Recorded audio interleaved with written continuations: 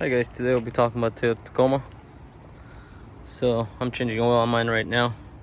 If you want to see how to change oil, just go to my channel and search up TACOMA 2015 oil change.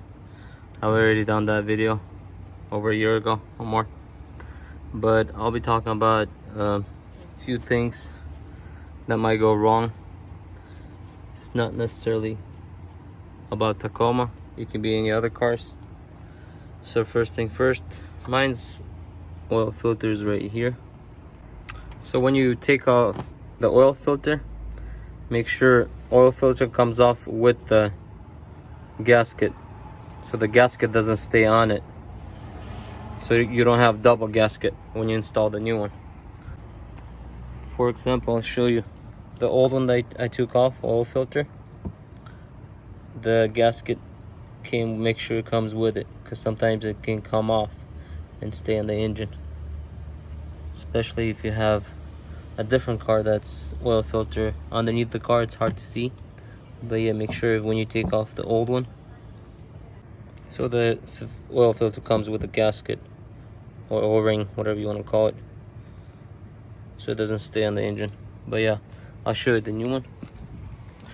So when you install the new one, it comes with a gasket as well, new gasket. So once you install it, make sure the old gasket's not there, so it doesn't become double gasket. That can happen to you. But the second thing is, if you have Tacoma, make sure if you go under, the oil for the engine is right here. It looks like this. So when you go under, it's right in here.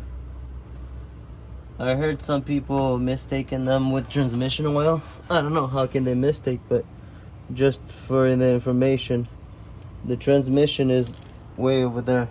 That's the transmission. The pan looks different, so make sure you don't drain that one unless if you need transmission. This is the engine, and that's transmission. It's way back. So yeah, those are the two things you might want to consider looking at when you changing oil. So yeah, if you want to know any other things about Tacoma, comment below, and I'll see you on the next one.